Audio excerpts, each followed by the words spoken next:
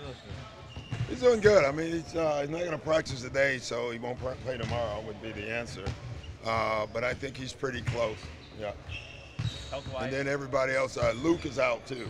Um, Luke or Luke? Luke. Everybody else is a go though for Saturday. Yeah. Play. Yeah. Is he injured or is he Luke. failing or is he just out? Yeah, he's got I think a calf. Oh, okay. Something on his body is hurting. I'm actually, All right. I do think it's his calf, but I'm not sure. Hold on a second. Dennis, Don't hold me to that one. It may be is it his calf?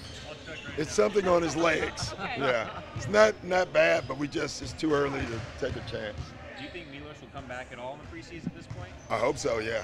I mean, he's moving, so we don't have but a couple games left, so hopefully soon. over the years, we talked to you about a short preseason. Yeah. Are you still in favor of that? Or would you like I'm in to short of see a bit I'm longer? in short of the shortening the preseason games, which is what they've done. I'm not in short with the shortened practice time. Yeah, I think that's dangerous for our guys. Personally, I just think even though guys come in camp in way better shape than they ever did, they still don't play basketball at the intensity level. And to go from 0 to 60 lends itself to injury. I just believe that. Like, camp used to be 2 weeks, 3 weeks, a month. Now it's 5 and 6 days, and you're playing an exhibition game. You go from maybe playing pickup ball in the summer 3 times a week, maybe some even twice a week, to you go 5 straight days now of basketball, in some cases 2 days. Then right into preseason, and listen, I can only go by what I've seen. And last year, beginning of the year, a lot of strains, a lot of pulls, a lot of injuries, and I don't think that's a coincidence. So based on that, how are you going to try to gauge this period? You do what you got to do. You just, fortunately, we got a lot of players, so our loads aren't as high, probably. Even in practice, probably not as high. So, I think that helps. I don't have an answer. Like, that's the thing. I don't have an answer because you have to practice. You have to get your team ready. And when you're doing it, you're thinking, I hope we stay healthy. Is the onus kind of on guys to come in a little more prepared? They are, but I don't know how you do that. Like, you can't mock the NBA. You just can't. You can actually play pickup all summer. It's still not, when you go to camp, it's a whole different intensity. And the players are better. And they're, so you can't mock that. That's what Shea said in Hawaii. He felt like he'd been pretty prepared in the second half as Lakers. Yeah, he's there, and that's the point. Like, you can practice, you can run.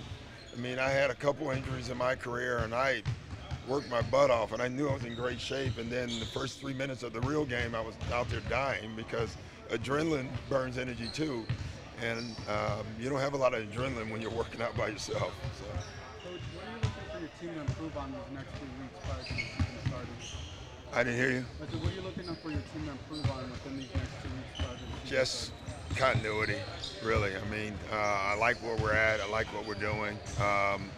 You can always improve defensively, but at the end of the day, just continuity. On Wednesday, the annual GM survey came out, and Shea was voted the biggest steal of the draft. What does that mean to you guys for him to get that type of recognition already? Nothing.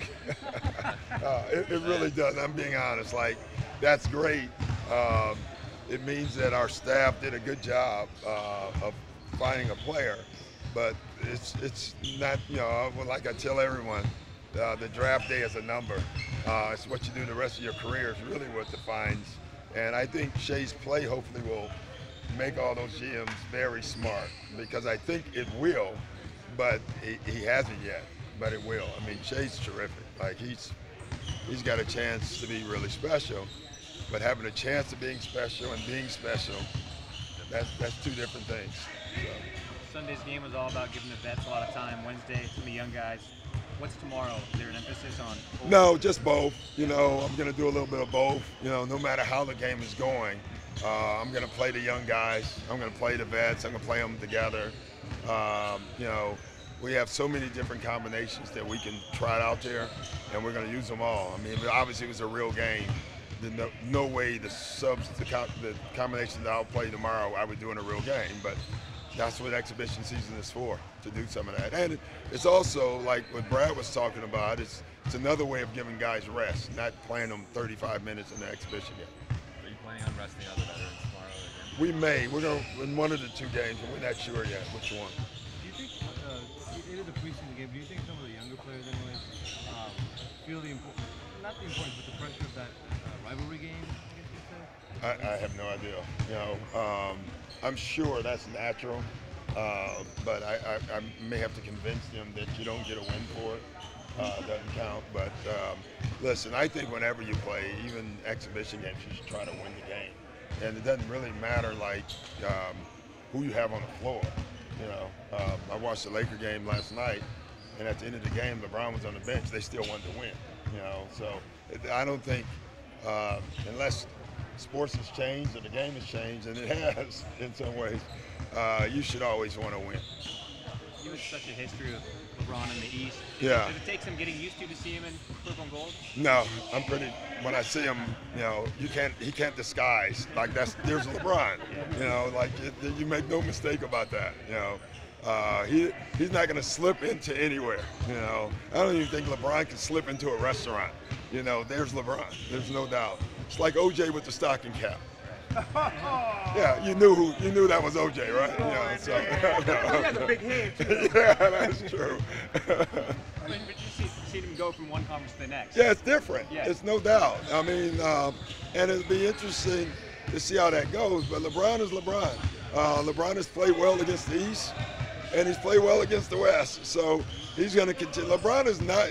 He's going to continue to play well, and he should, because you know everyone talks about LeBron's talent. No one talks about his work ethic. You know, he's in better shape than most of the league, and that says something about LeBron to me. That I think because he's so talented, everyone just dismisses that. But LeBron is in better shape. When you watch him, you can see he's in better shape than 99.9% of the league. And the lesson there for all the guys who aren't as in good a shape is how are you going to beat LeBron if he's already better and he's in better shape? It doesn't make a lot of sense. Are you surprised that he went to the Lakers?